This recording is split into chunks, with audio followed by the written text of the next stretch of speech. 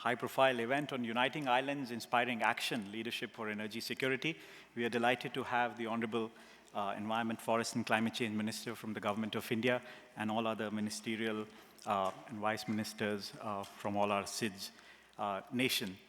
At the heart of the Amazon COP30 being touted as the COP of implementation, the small island states have always been in the discussions and all climate change discussions around the vulnerability and the existential threat that they face because of climate change. We at ISA, I'll request if my presentation could be put on, just a second. Started to analyze the energy reality in the SIDS, and what we found was a stark reality that a lot of the energy, almost 100% of it, was dependent on diesel. While they are on various aspects of economic transition, the dependence on diesel was a fiscal stability issue. Solar made a lot of sense, but of course there were challenges to transition. The kind of climatic events and hazards that they face, the resilience of infrastructure, as well as access to reliable and secured finance that was there. Also going into country by country level of renewable energy installment did not provide that economies of scale. We then got together a SIDS platform, particularly looking at 5 aspects. How do we enable and bring about fiscal stability in our SIDS member countries, reduce diesel dependency, have the co-benefits of SDGs and climate goals, particularly the importance of cost optimization and efficiency, and data-driven planning that can be put into the regulatory framework, along with the bottom line message on sustainability and local job creation. It was built on best practices across a lot of island nations. Here we have the example of Maldives, where over 8 years of engagement, the cost of per unit of electricity fell from a US 21 cents to 9.82 cents, and we wanted to replicate this at a much more rapid and faster pace.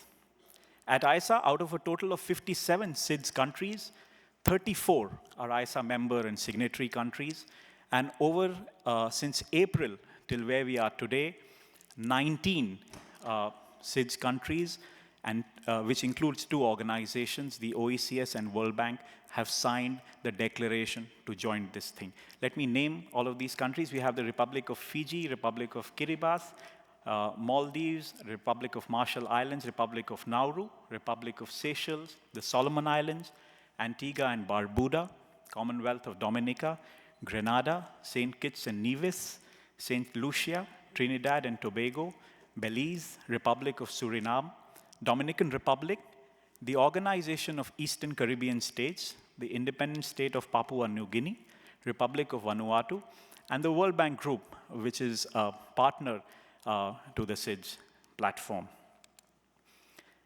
We use the ISA platform of our regional committee meetings, both in the Asia-Pacific region and the Latin America and the Caribbean region, to garner this political support.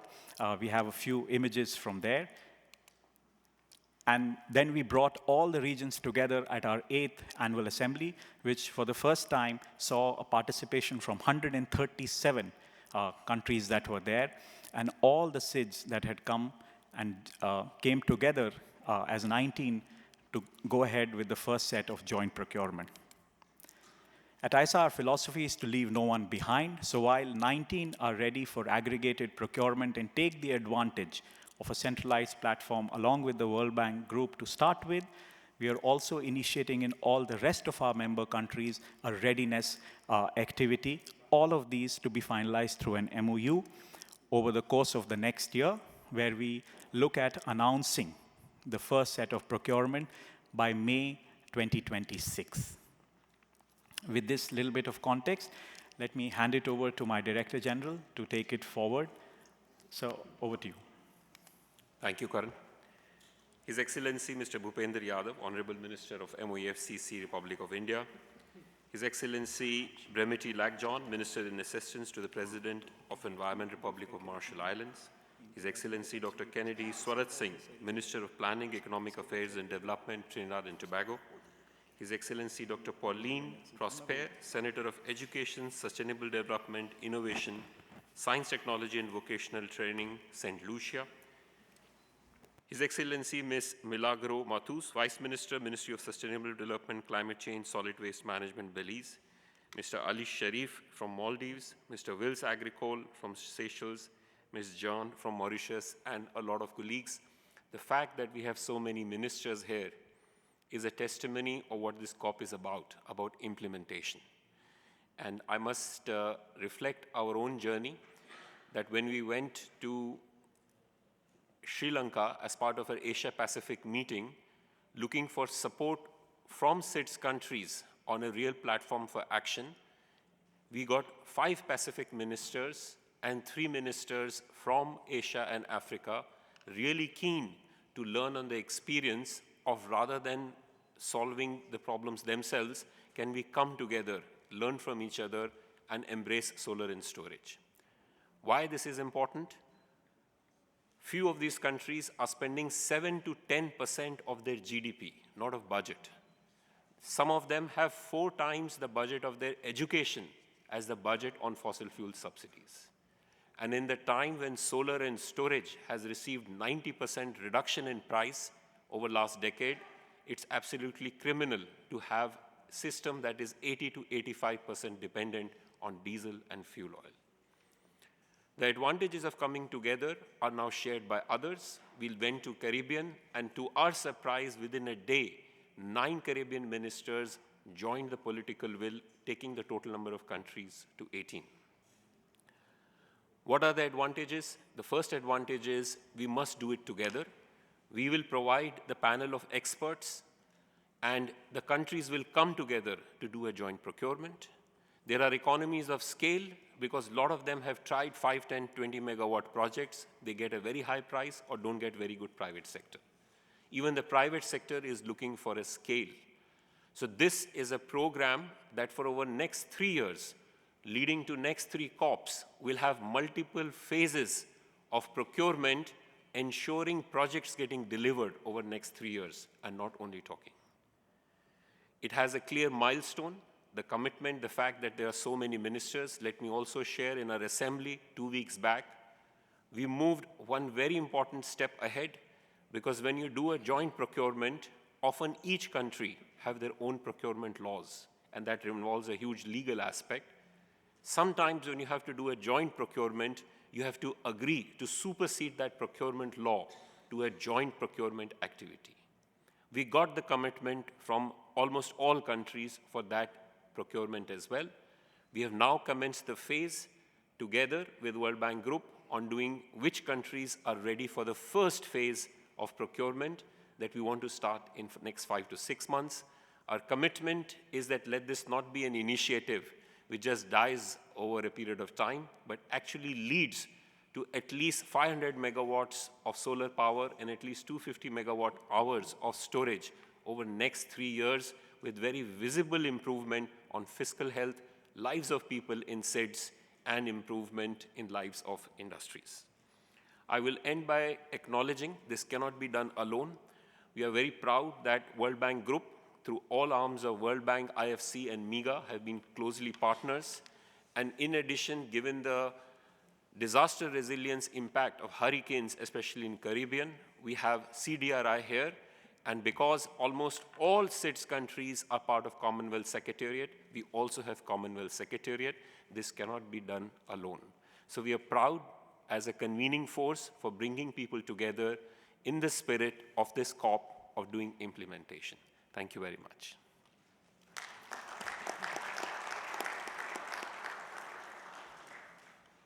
I will now request His Excellency Mr. Bhupender Yadav, Honorable Minister, Ministry of Environment, Forest and Climate Change of Republic of India, to kindly provide the keynote address.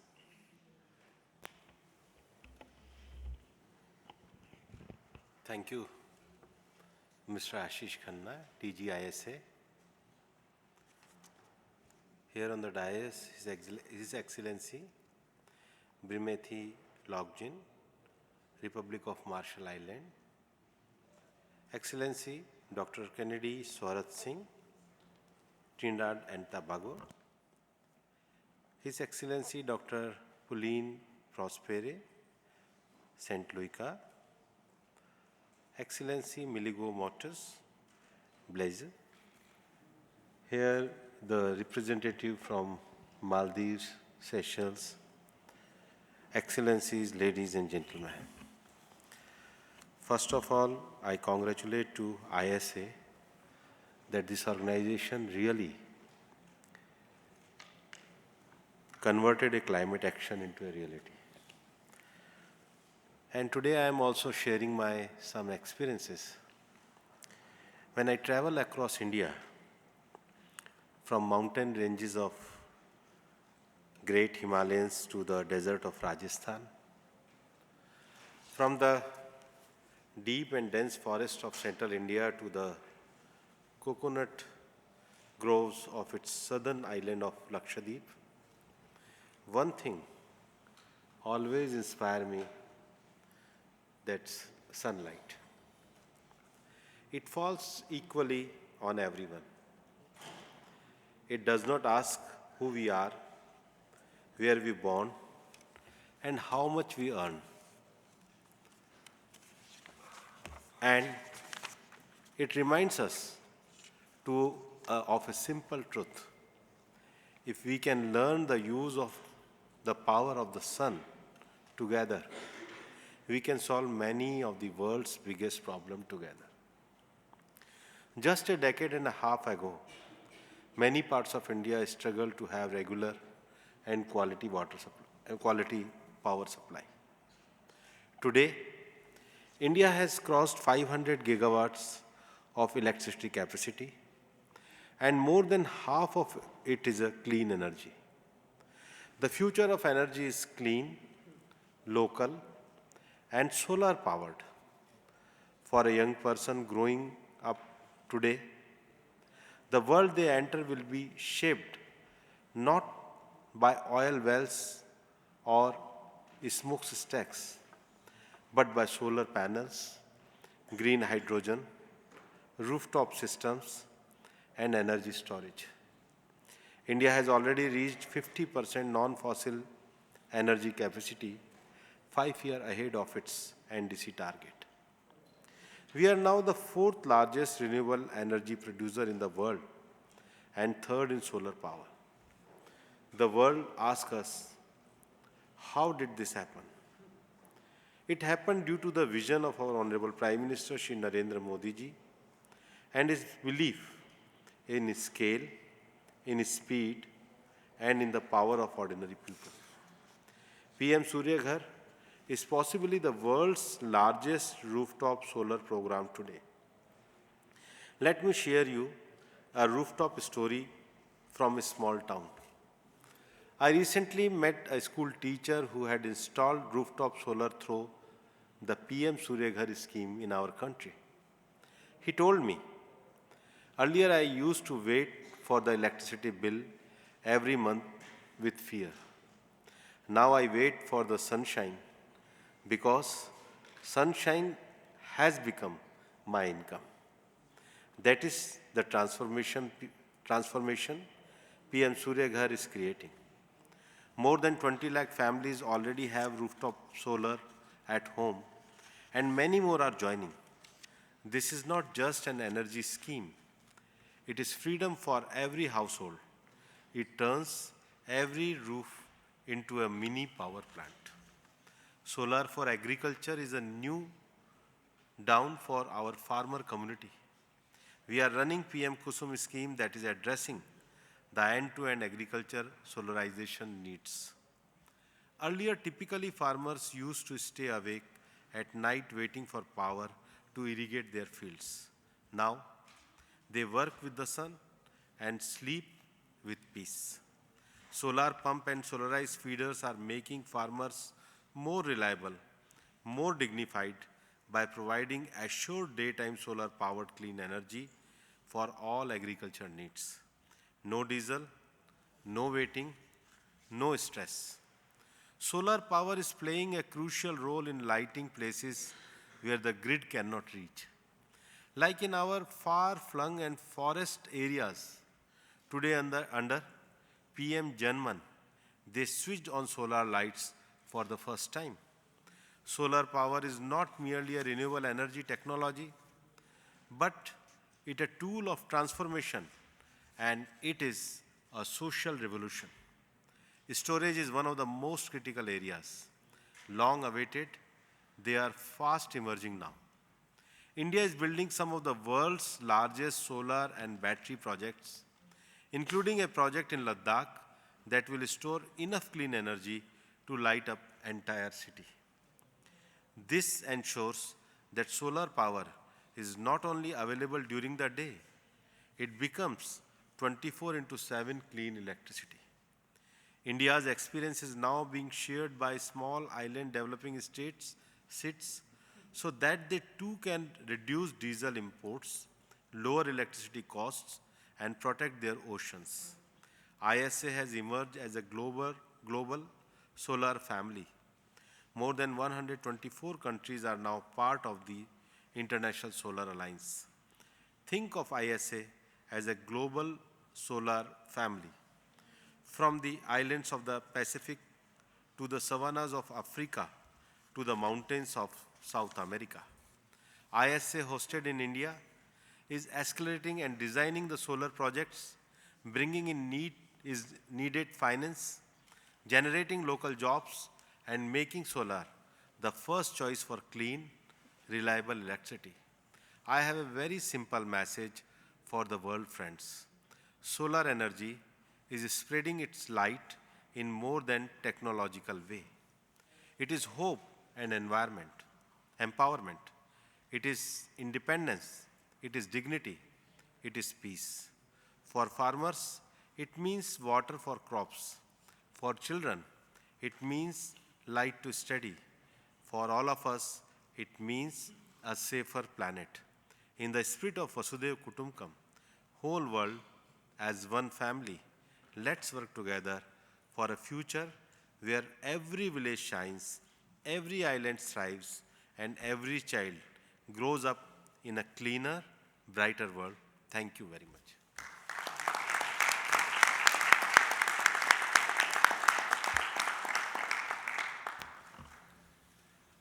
Thank you, sir. It's indeed critical that India now, as the third largest solar producer in the world, has enormous leadership and lessons to offer to all, including SIDS. May I now request His Excellency Dr. Pauline Prosper, Senator of Education, Sustainable Development, Innovation, Science, Technology, and Vocational Training from St. Lucia, to make her address.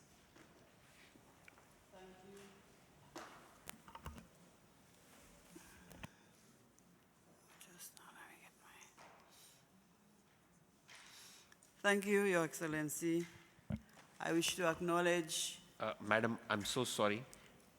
The minister just got called for an important negotiation. May I interrupt you for 30 seconds to take a photograph, and then we will resume. Yes, thanks. Thank you so much. I'm sorry.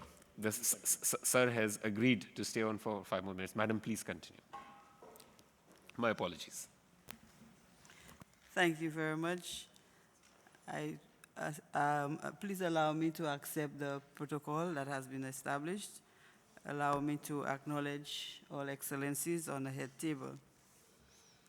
I come from St. Lucia, and for those who do not know, St. Lucia is a small island in the Caribbean Sea, just about 616 square kilometers, with a population of about 180,000. Tourism accounts for about 65% of our GDP, just providing context. Caribbean renewable energy context. You have heard before that the Caribbean remains one of the most energy insecure regions globally, spending nearly 10% of their GDP on imported fossil fuels. Electricity tariffs in many islands range between 20 to 45 US cents per kilowatt and this is among the highest in the world. Natural disasters, especially hurricanes, cause annual average losses of 6 to 8% GDP across the region, making resilient energy system not only a climate priority, but an economic one. Caribbean seas have strong political will, but we face small and fragmented demand, high cost of capital, and limited land availability. I have told you what my land mass is, so you would understand. St. Lucia's energy transition, where do we stand? On February 6, 2025, St. Lucia became the first Caribbean country to complete and submit its third nationally determined contribution, NDC 3.0, to UNFCCC. The National Climate Change Committee, NCCC, was the key mechanism for coordinating the development of the NDC. The NCCC was endorsed by the Cabinet of Ministers in 1998 and legally enshrined in the Climate Change Act of 2024. Our NDC 3.0 represents an enhanced 2030 target while setting new targets for 2035 in the energy and transport sectors. St. Lucia currently relies heavily on imported diesel, as you have heard before, for power generation, exposing its economy to fuel price volatility and external shocks. The island's third nationally determined contribution, NDC 3.0, aims for 40% renewable energy by 2030, including solar, wind, and geothermal. Lucilec, the only power company on the island, has introduced the first utility-scale solar at 3 megawatts with plans to introduce 10 megawatts with battery storage. Ongoing geothermal exploration remains a major opportunity for base load clean energy. Rooftop and distributed solar continue to grow with a strong pipeline of utility-scale renewable energy and battery storage planned under the recently approved World Bank Resilient Renewable Energy Infrastructure invested facility. How can the SIDS platform benefit St. Lucia? Alongside the REEF, the SIDS platform would help to reduce barriers to the uptake of utility-scale renewable energy deployment.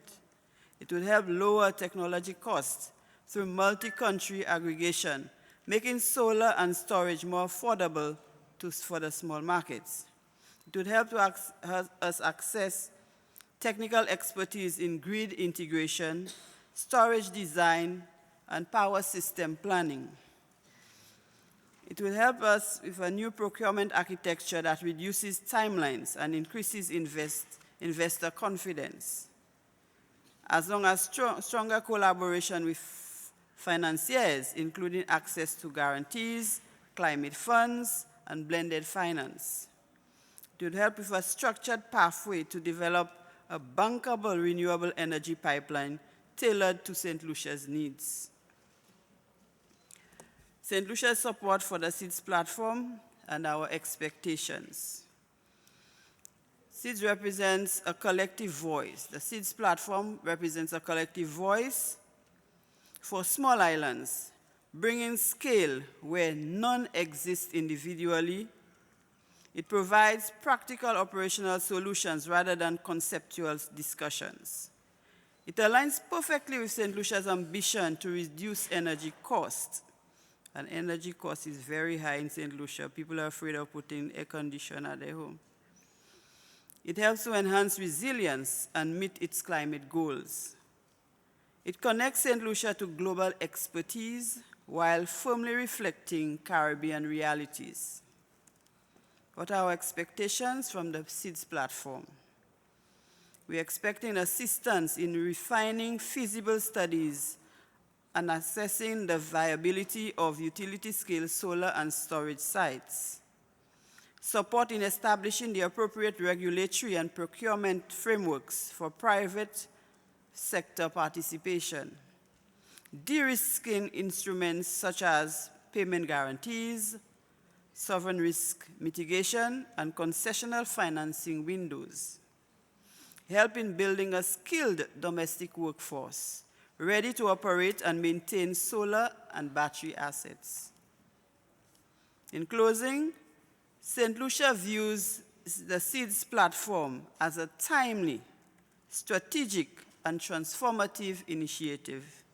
However, the SIDS platform must complement the work done under the RIF to ensure that there is no duplication of efforts, but strong and meaningful collaboration. We believe that alongside RIF, the SIDS platform can help unlock the renewable energy potential of island nations like St. Lucia, strengthening resilience, reducing energy costs, and building a cleaner future for the Caribbean. We stand ready to work with ISA, the World Bank, and our fellow islands to bring a new vision to life. I thank you.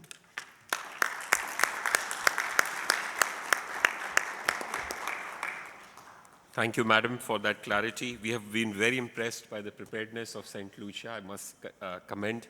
And we take your note on working on utility-scale solar storage, de-risking skilled manpower together with the World Bank project. If I may request all the ministers and the dignitaries to just rise, we'll take a photograph, and then I believe. We can stand where we are, actually. Let's go. Come here. Yes.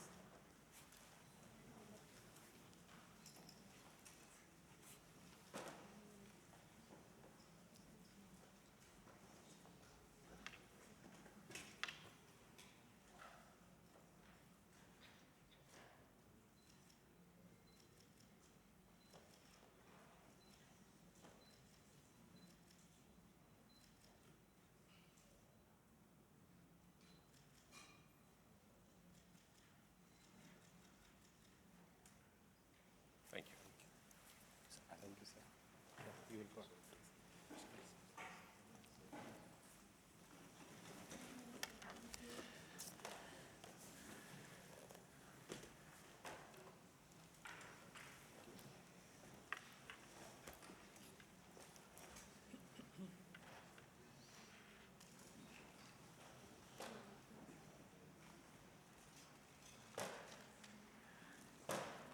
Thank you, Mr. Minister. We will continue. I have the pleasure of now inviting His Excellency Brimiti Lacjohn, Minister in Assistance to the President, Environment, Republic of Marshall Islands, to please make a statement. Thank you, Director. Warm greetings, Excellencies, distinguished guests, and delegates. From the Republic of the Marshall Islands, we are proud to stand with fellow island nations committed to real energy transformations. We joined the International Solar Alliance and the Small Island Developing State platform because we believe this would be different. Action first, delivery focused, and built on island realities. The World Bank involvement gives this platform a weight, but the weight must translate into movement. We need systems that move with us, not ahead of us or behind us. Our transition away from fossil fuels is not a future ambition. It is present necessity, but the ambition without finance across means nothing. What we need is financing that is just, consistent, and real. Just so that small island governments aren't buried in a red tape just to quantify. And it should be constant, not one-off grants, but a reliable flow of support that matches the scale of transitions. For too long, Excellencies, we have been offered funding that takes more energy to unlock than deliver. That has to change. The Marshall Islands is ready to move. We got the plan, we got the people, and the political will to move forward, not backward. We expect ISA, and the World Bank to match that with speed, flexibility, and follow through. Como dada, ladies and gentlemen, let's make this platform more than a promise. Let's make it a turning point for island nations and the planet. And I thank you very much, Excellencies.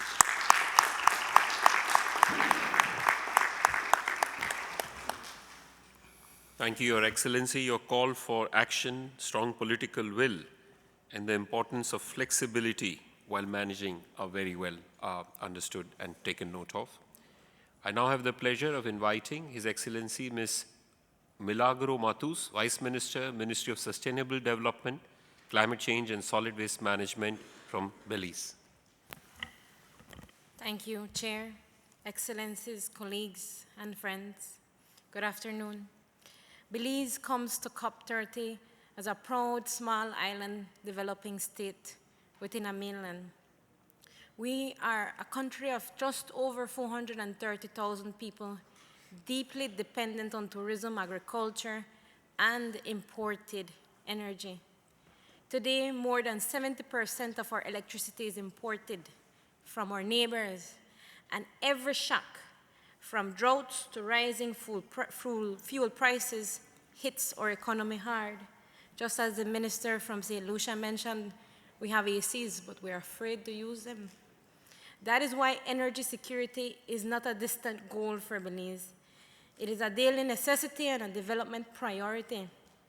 Last year, we launched the National Energy Policy 2023-2040, where Belize declared its ambition to become a low-carbon, energy-efficient, environmentally responsible nation by 2040.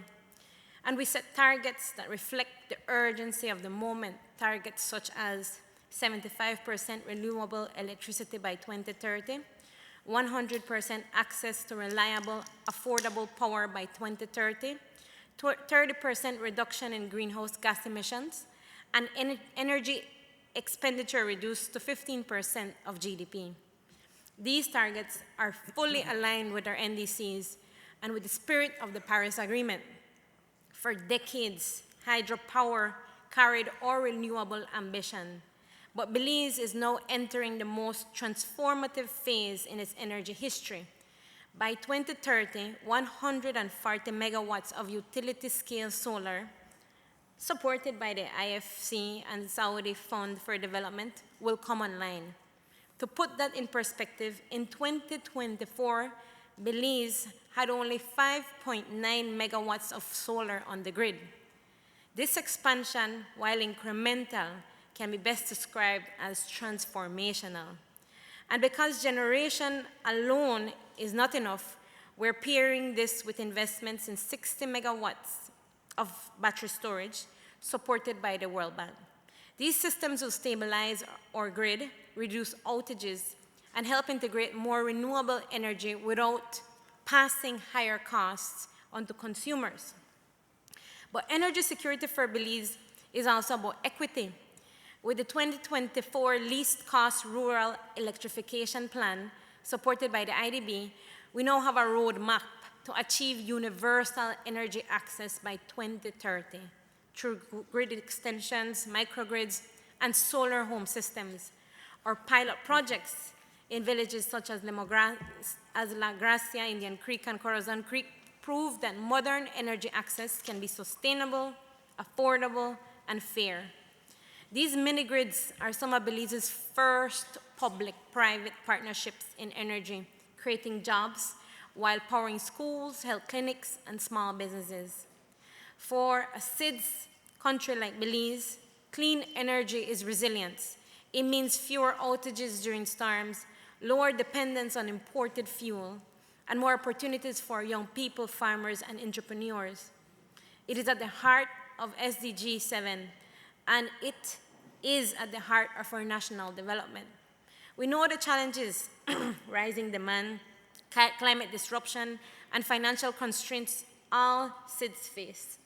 Our economies remain vulnerable to oil price shocks and supply volatility.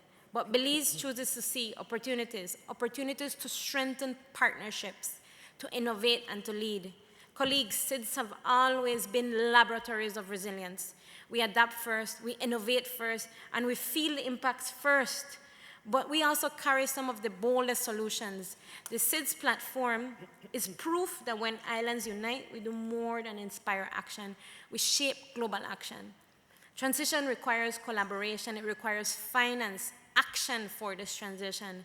Belize stands ready to work with our Caribbean family, our Pacific brothers and sisters, and our development partners to accelerate a just and secure energy transition. Energy security keeps the lights on for our hospitals, powering the dreams of our students and building a future where Belize and all SIDS can thrive. Let's make it more than a promise, as the minister just mentioned. Thank you.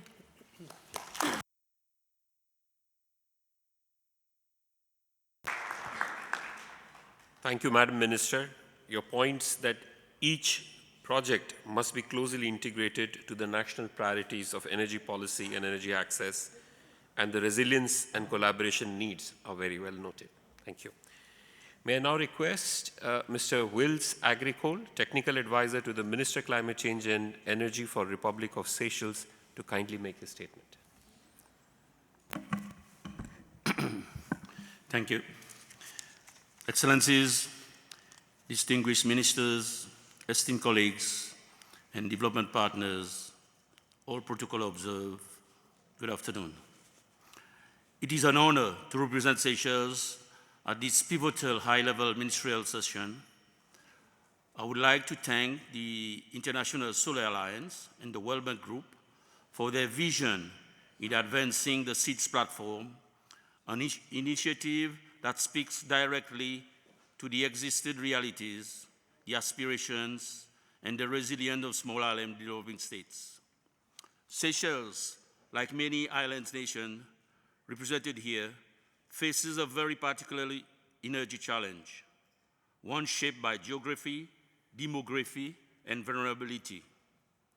We are a nation scattered islands, far from global markets, and highly dependent on imported fossil fuels for electricity generation. More than 80% of our electricity supply has historically come from diesel, making our economy acutely sensitive to global oil prices and supply chains disruption.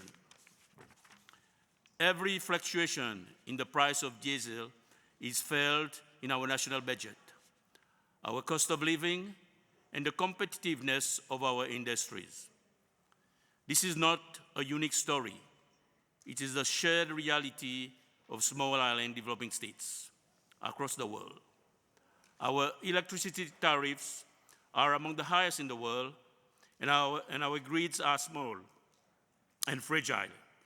Yet, our economies absorb climate losses and move forward every time. While SIDS have some of the best solar exposure, we lack the scale, the financing architecture, and the risk mitigation tools required to unlock that potential at speed and at affordability. Our long-term objective is to reach 100% renewable energy by 2050, supported by strong policy frameworks and an ongoing investment in solar PV, battery storage, and grid modernization. Because we face severe land limitation, only about 30% of our total land area is suitable for development.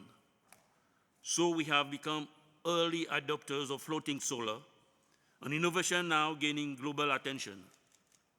But we know that national ambition alone is not enough. To scale renewable energy, we need partnership, pool capacity, risk-sharing instruments, and predictable procurement pathways, and these are the pillars that the SID platforms bring to the table. Seychelles strongly supports the SID platform led by ISA and the World Bank Group. The platform brings together the three things individual islands cannot achieve alone: scale, standardization, and investor confidence. For us, the most exciting features of the platform include its promise of centralized procurement, which can unlock competitive solar and storage prices, digital public infrastructure to strengthen transparency and reduce transaction costs, and guarantee mechanism that can de-risk investment in small markets like ours. Most importantly, it allows SIDS to move forward, not as isolated countries with small grid, but as a unified collective with shared priorities. Looking ahead, Seychelles has clear expectations for the platform. We believe it should help island nations, firstly, build bankable project pipelines to structured feasibility assessment.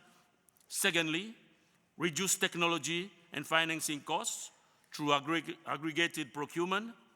Thirdly, unlock private investment with guarantees, blended finance, and standardized contract. Fourthly, strengthen national capacity through technical assistance, digital tools, and enhanced governance framework. And lastly, ensure that no SIDS is left behind as the world accelerates toward a clean energy future. Seychelles is proud to stand along fellow SIDS, the International Solar Alliance, and the World Bank Group in this collective endeavor. We believe that the SID platform can become a flagship example of how multilateral cooperation, digital innovation, and political commitment can reshape the development trajectory of small island nations. I thank you.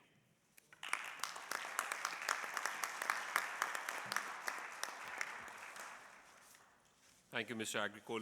I think your points on SIDS need to provide scale, standardization, investor confidence, but also the importance of building capability and having SIDS as a family. Very well noted. Thank you very much. May I now request Mr. Ali Sharif, Special Envoy for Climate Change, President's Office from Republic of Maldives, to please make a statement.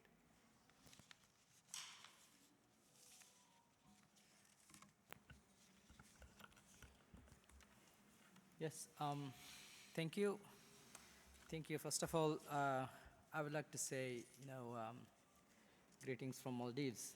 For those who don't know, Maldives here, again, it's another small island state in the Indian Ocean, where, we got like about 1,200 islands. So very small islands. And just to give you, a little bit of the backdrop, we are a small economy, and we import everything for our daily needs. And you might have heard Maldives about, mostly as a tourism destination, as a tourism, paradise where, most of the people come and enjoy their honeymoon. And of course, that is it. That's the backbone of the economy. But also you would have to understand that, behind the economy as well, everything is imported. The tourism sector actually takes the most of our fossil fuel consumption and most of our emissions as well. If I'm not wrong, I think it's about 64% of the national emission is coming from the tourism sector. Because, we sell the concept of one island, one resort, and our islands are spread, so energy production of each and individual resort, plus the transportation, plus we've got the world's largest seaplane fleet, which is again, running on fossil fuel. So, and to bring more of that context, 21% of our import is fossil fuel. And if I remember correctly, even last year, we spent about $100 million just to purchase fossil fuel, which accounts for about, 8% of our GDP. So the government principle is, if we can find ways to reduce that reliance on fossil fuel, and put that money to good use in other sectors like education, health, building the coastal infrastructure or the other critical infrastructures, that would be, a better way. So which is why, we try to, participate in these initiatives and start reducing the dependency of fossil fuel.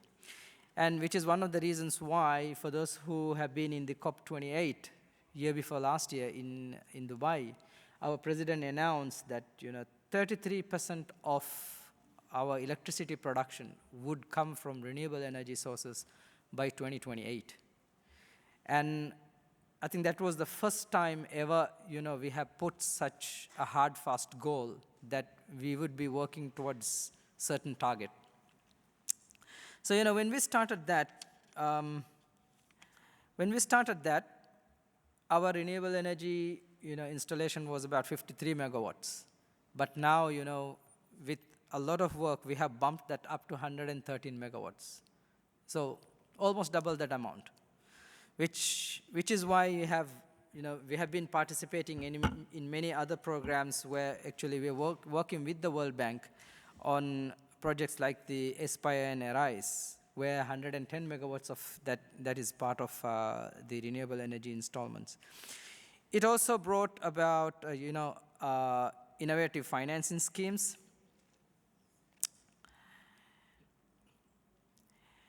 where those projects consist of leveraging the private sector investments for solar PV technology through systems of physical and non-physical guarantee structures, which, furthermore, the tariff buy-down support also allows to address the cost increase associated with the solar PV installations in a challenging geographic environment like Maldives. That model has proven to be quite successful, actually, as competitive bidding paired with this innovative commercial structure has helped us to drive down the PPA rates, which we started from 25 cents, I think, down to 9 cents, so which is a huge cut down, actually. And this model is also important to address the government budgetary constraints in two unique ways. Firstly, the model eliminates the need for the capital by the government. Initially, when we started rolling out the renewable energy initiatives, it was purely coming from the public funds. But bringing in these two projects through the World Bank has provided the incentive for the private sector participation, which actually brought down the government interventions into these renewable energy investments. And secondly, the solar PV in the generation mix resulted in direct offset of diesel fuel, which is currently heavily subsidized. Furthermore, the low PPA tariff has been very instrumental in making these projects viable without the subsidies. So again, getting away from the subsidies is one of the plans of the government, so which is kind of, leading towards that as well. And I think it's very important that, we continue to be part of this kind of initiatives, which is why, it's very beneficial to be part of this ISA SIDS platform, where we see the potential of, again, boosting this kind of interventions which we have been making to bring in more renewable energy initiatives to the country. And one of the interesting things, actually, which initially in the opening remarks, it was made that, the central procurement, which I believe that is very crucial to be part of this kind of initiative. Because I remember, when this Aspire and other initiatives, when we started in Maldives, from the time we put into the procurement announcement and to the time where, the first bolt is placed in the installation, it has taken about, sometimes it takes about 1 year to 1.5 years. I mean, 1 to 1.5 years through the government bureaucracies and, procurements and evaluations and tenders and whatnot. Taking 1.5 years is quite a lot of time for small economies like us. So what I see is, if we can bring down that procurement time through this kind of procurement, that would be a real boost into the implementation cycles. So I'm very excited to see, how this would roll out, and probably, this would be one of the another innovative methods of doing this kind of intervention. And I also would like to highlight, the involvement of the MDBs and DFIs in this. That's very crucial. Because, as if I may share, one of the examples that probably you have seen in the presentation, it was recently we tested that. Through the World Bank, we put a guarantee scheme from the World Bank grants. We put that as a guarantee scheme, and we found out that private sector was more interested to put their money up front. Why? Because, of course, with the loss of their interest in government-announced projects, of course, they know that, they have quite a lot of risk when that's government-backed.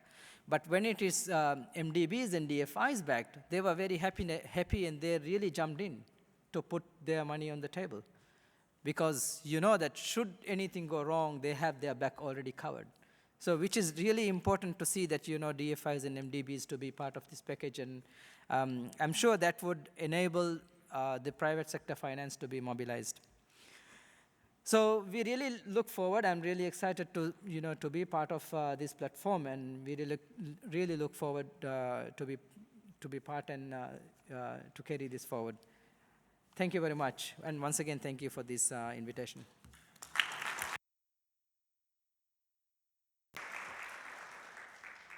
Thank you, Mr. Sharif. I think, as all of you saw, Maldives template is one of the templates we're trying to work with World Bank Group on how this can be aggregated. But the importance of reducing the procurement timelines and the involvement of financial institutions through the process are very important points. May I now request Ms. Jian Lanhing Po, Permanent Secretary, Environment and Climate Change Division of Mauritius, to please make a statement. Mr. Ashish Khanna, Director of International Solar Alliance, Excellencies, distinguished guests, delegates, ladies and gentlemen. Mauritius is honored to join this important side event, and we thank the International Solar Alliance for bringing island nations together under a theme that speaks directly to our shared vulnerabilities and collective aspirations.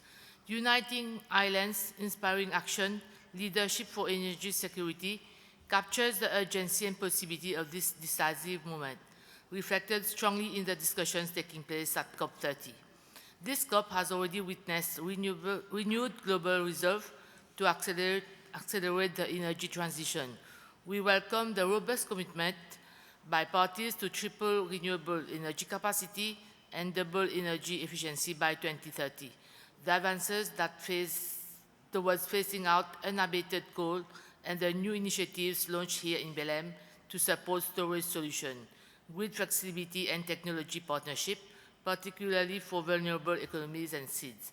These developments reinforce the message that the world is ready to act with greater ambition and solidarity. We also want to thank the World Bank for providing support to Mauritius in other sectors and in the field of climate change. Mauritius became a member of the International Solar Alliance in May 2017, and thanks ISA for all support provided in terms of capacity building and solarizing a public hospital.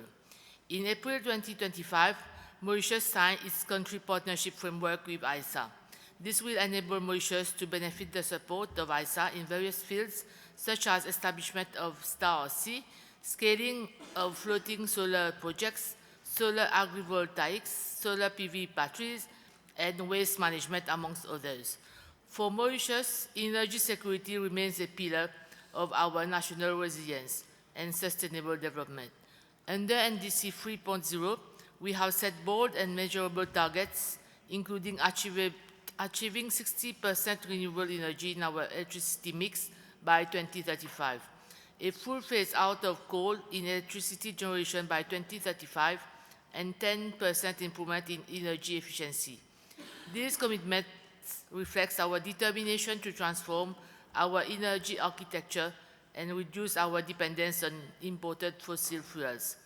To deliver on these goals, we are scaling up rooftop ground-mounted solar PV while looking forward to the installation of floating solar PV in the near future.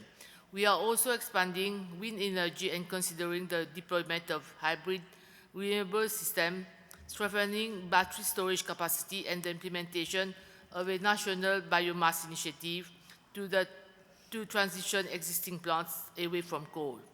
But our transformation extends well beyond the power sector. We are committed to the decarbonization of the manufacturing sector through the implementation of a carbon neutrality scheme in this sector and encouraging large manufacturing companies to first improve energy efficiency and go for renewable energy sources to power the activities.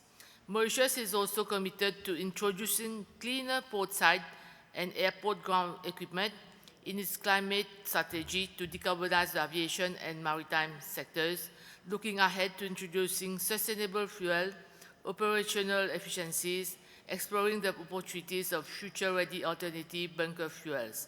Presently, our aviation sector continues to progress through the airport carbonization accreditation scheme with a long-term vision of carbon neutrality. These efforts signal our whole-of-economy approach to decarbonization. As a tropical island facing increasing temperatures, Mauritius remains committed to sustainable and energy efficiency cooling. Through the Kigali Implementation Plan, we are integrating high-efficiency cooling solutions and strengthening technician capacity. Our partnership with the CTCN and the Government of Japan on an ocean thermal energy conversion pilot project demonstrates how innovative ocean-based technologies can offer sustainable cooling and renewable energy opportunities for island nations. However, the structural challenges confronting SIDS are high investment costs, limited land availability, technology gaps, and the fragility of small island grids continue to slow the pace of our transitions. We therefore welcome the strong recognition here at COP30 of the urgent need for dedicated concessional financing for SIDS, expanded technology transfer, and targeted capacity building to support implementation of the Paris Agreement. We also support calls for simplified access to finance and innovative de-risking instruments that can make clean energy investment viable and affordable for small economies. Excellencies, Mauritius remains determined in its commitment to a clean, secure, and resilient energy future.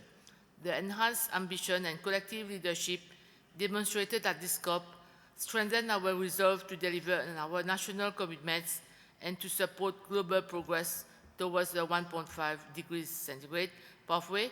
We stand ready to deepen our cooperation with partners within the International Solar Alliance and the broader international community to accelerate renewable energy deployment, promote innovation, and advance climate justice.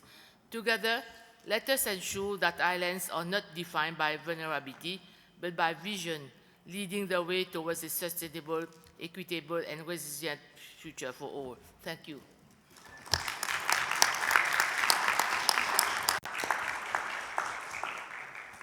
Thank you, Madam Poet. Mauritius, of course, has a very integrated RE strategy, and we are looking forward to a much detailed country partnership strategy of ISA. Thank you once again. May I now move to our partners, because this cannot be done without all the partners coming together on a unified platform.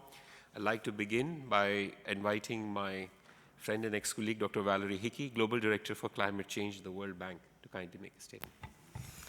Thank you so much, DG. I must say, when the Honourable Minister Bhupender Yadav was speaking, I was transported back in time to 2 years ago when India and the wonderful hospitality of the Indian people welcomed us to the G20 and to the motto that you had, which was one earth, one family, one future. I sometimes think we need to keep that motto in mind when we're here at COP.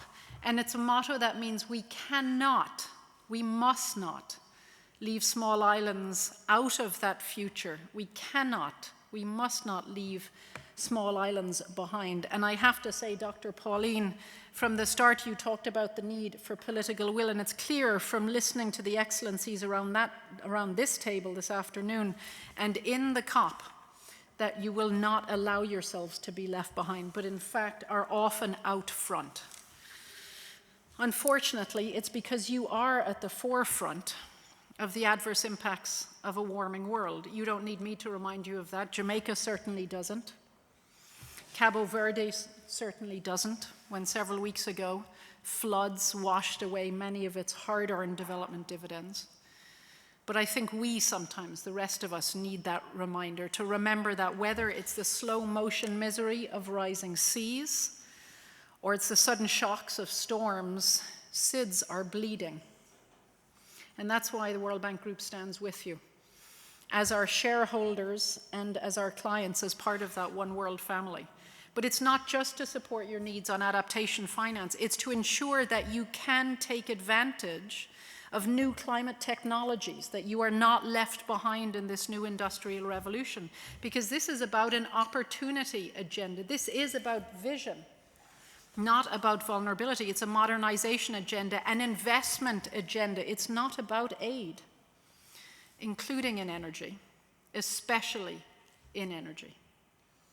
And that's why we're listening not just this afternoon, but always about the importance of getting the cost of capital right, at the right tenor, that executes quickly, which requires coordinating capital so that we can help optimize scarce public budgets and unlock private capital. And that's why for us partnership is so important, and why we are so proud to stand with our friends at the International Solar Alliance. We do believe the alliance is absolutely critical to accelerating renewable energy across small islands, to helping small islands realize their sunshine dividend.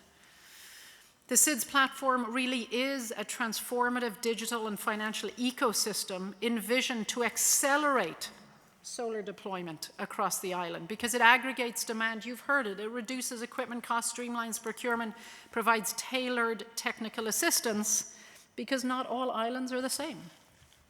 And we're already seeing tangible results. We heard from our colleagues in the Maldives. Solar tariffs for one project dropped to less than 0.1 cent per kilowatt hour. And at the same time, the number of qualified bidders surged from 4 to 63. These are measurable outcomes that translate to lower bills for households, so people can put on their air conditioning without fear that they'll have to go without a meal to pay for it. It translates to more reliable power for hospitals and schools and cleaner air for communities. This is about market confidence, and this is about real competition working for citizens. This is a blueprint that can be and is being scaled up across small islands under the leadership of their communities and companies and with the partnership of the Alliance. And we must scale. We must help small islands realize your dividend. You heard it from the DG. Our aspirations are not small, nor are yours. They're ambitious and they are investable. We're talking about mobilizing $1 billion in private capital, not to have to come from public budgets, and that will enable 500 megawatts of new renewable energy. But we know that even more ambition is needed, and urgency matters. That's why we are so proud to stand with the Alliance and stand with all of you around this table to work as a coalition of innovators and investors to deliver real results for island peoples, your prosperity, and the planet. Thank you.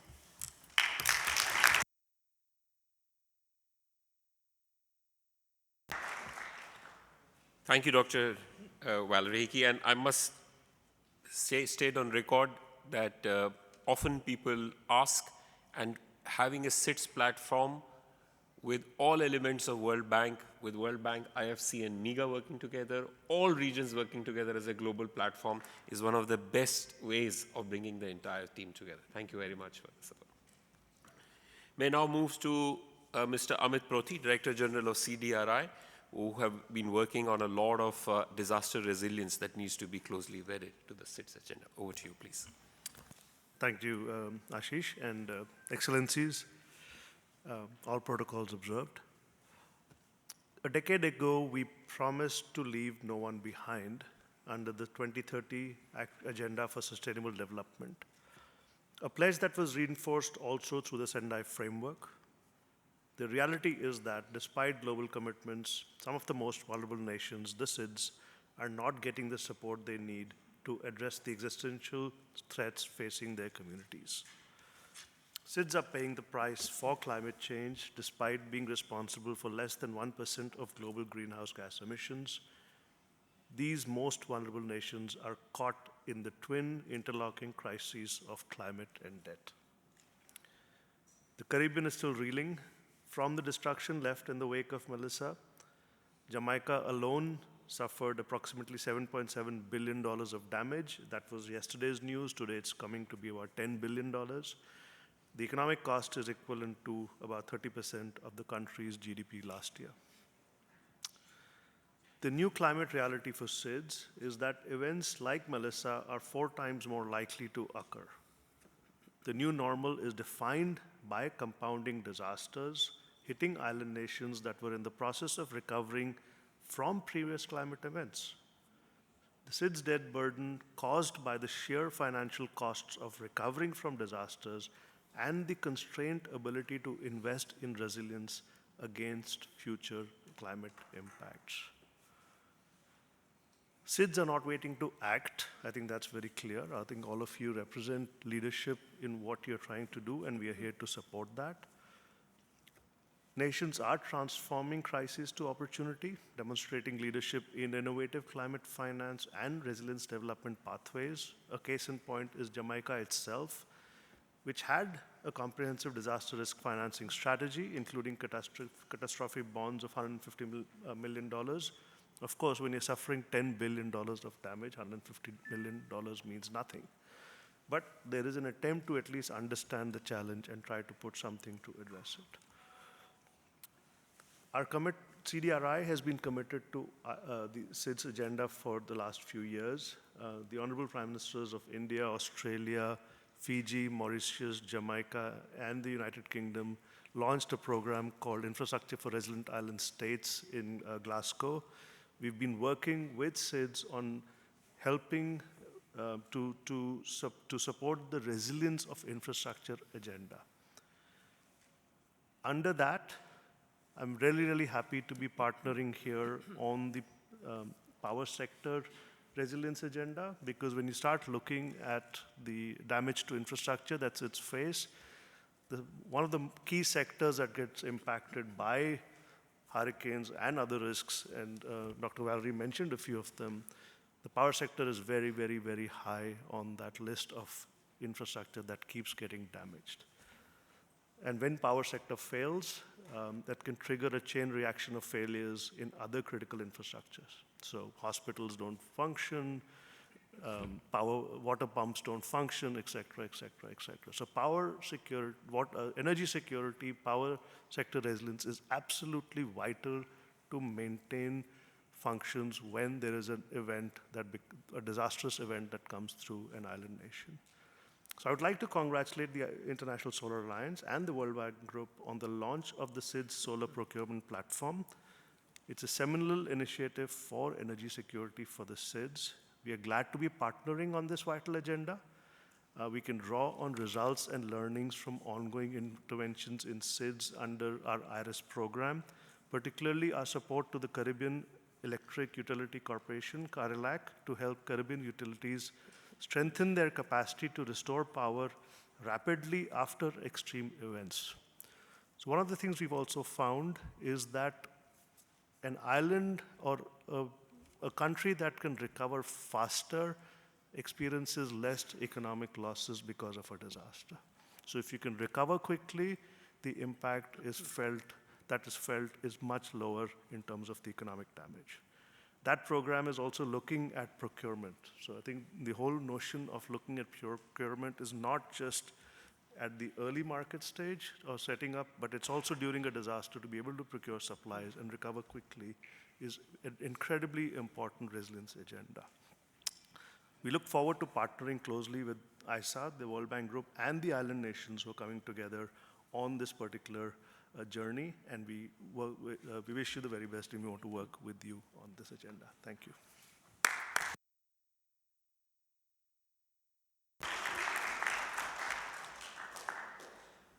Thank you, Mr. Proti. Of course, we really look forward to how to actually bring a program along with IRIS together. That will be something that we really look forward. May I now request Mr. Suresh Yadav, Senior Director of the Trade, Ocean and Natural Resources Directorate of the Commonwealth Secretariat, to please make your statement. Thank you, Ashish. And first of all, a big congratulations to ISA as well as to the World Bank for initiating this very powerful and transformative platform. And this is powerful and transformative in a sense that when I was in the World Bank board between 2016 to 19, one of the very powerful notion which board was driving and the president at that point of time is how do you make all the entities of the World Bank work together. So here it is not only the entities of all the World Bank group together, but also coming together and making this very powerful narrative on the platform. So congratulations to both the institutions. And as a powerhouse of the SIDS and also the institution for 75 years, working very closely with the SIDS, we are very happy to collaborate with you and see that how this initiative goes to a next stage and able to transform very much the leaders of the SIDS who have been talking about here on this platform that how they need the energy security, what kind of challenges they are facing. I don't want to repeat that. And I must say here that we have been supporting the SIDS as a family, not as in a country or a client or as a partner. And many of the countries who we spoke here today, we have provided the support by giving the climate finance advisor within their Ministry of Environment and also the Ministry of Finance at the intersection and somewhere in the Ministry of Foreign Affairs. So this has been a very unique model of the Commonwealth Secretariat to work at the tri-section of the three ministries to bring all the transformative power as well as the climate financing which is needed. And we have been very fortunate to get all the support from international organizations, whether it's the World Bank or IMF or other regional bodies. So having said that, I just wanted to say that the SIDS platform, which ISA and the World Bank is launching, I think that's a very powerful in a way that people have been talking about aggregating the investment needs and the regional investment and the networks around the world. But this is the sometime I say that this is a very powerful aggregation of the expenditure side, that the procurement side, that you are trying to bundle the procurement needs of a group of island countries who do not have the capacity on their own to go to the procurement way and also to adhere to the stringent conditions of many of the international organizations. So it brings innovations in many ways, and I'm sure that as we go along in this journey, many case studies will be written around that how this platform, how this idea disrupted many of the things which were obstacles in the growth journey of the small island developing states. I do not know how many of you have been in the deep Pacific or the Caribbean, then you can appreciate the challenges much more, that how getting 10 megawatt or 100 megawatt is so difficult in spite of having the high energy bill, but how do you buy it? So that's very transformative. The other point I wanted to emphasize that many of you might have heard even this COP30 as well as in the past in many of the world meetings, World Bank meetings, spring meeting and annual meeting, that there has always been a call for a new financial architecture and people saying that the existing architecture of the institutions has failed to deliver. So I see the emergence of a new cooperative structure where the cooperative structure with the World Bank groups, entities, ISA, CDRI, and with the Commonwealth, we are all joining as a part of the cooperative and coalitions to see that a new form of collaboration and cooperation emerges. And I recall a mention by the Honorable Minister from St. Lucia to avoid the duplication and as well as to build upon the existing work which has been done. So this coalition, this cooperative which is being formed together, I'm sure that this will avoid that very much duplication, as well as built upon the existing work which has already been done in the countries to have much more multiplier effect. So I see the multiplication rather than any duplication on the ground in the member countries. I will also would like to say that we have been doing a lot of capacity development work in many of the member countries. We have already advisors in the Caribbean region, in the Pacific regions, and I can assure you, both World Bank and ISA, that we will use our networks, our real presence in the ministries and on the ground and the regions to see that how do we work together, both in the development of the projects, because there has been the financing, there has been a lot of public financing, grant financing to the countries, but there has not been many projects. So since 2015, the Commonwealth leaders decided to set up this Climate Finance Access Hub, and we have been supporting the countries, and many of the SIDS have got a financing over $500 million in terms of concessional financing. We are working to see that how we can leverage that money, already mentioned by the colleagues from Maldives, that how the concessional financing being used as a guarantee has brought a lot of interest from private sector players. So we'll be working with them that how do we blend those already concessional finance and bring much more power of private sector into this space, which will also help us in our own Commonwealth agenda of the sustainable energy transition, which we are doing. So we are trying to blend all our network of climate finance, energy transition, and bring at the disposal of the World Bank and ISA to have that multiplier effect which our member countries are looking for. And we'll also, as I said, that we'll be hosting a Commonwealth Heads of the Government meeting in November 2026, which is the highest level where the leaders participate. And I'm sure that by the time Ashish will be able to do something to showcase the leaders that how this SIDS platform has brought something to them in the form of transformation in terms of new solutions which they have been looking, which they have been talking around. So this is the first time I see that the real empowerment will happen. The localization of leadership happen in the countries rather than a leadership from a very far away places. They will become the true master of destiny as far as these issues are concerned. And please take it from us that the Commonwealth Secretariat will work with you in every step and make the things happen as the member countries' demands and desire in this particular space. So wish you all the best, and I hope that this is just a beginning, and we will see a very successful SIDS platform reaching to all the corners of the SIDS around the world. Thank you and all the best.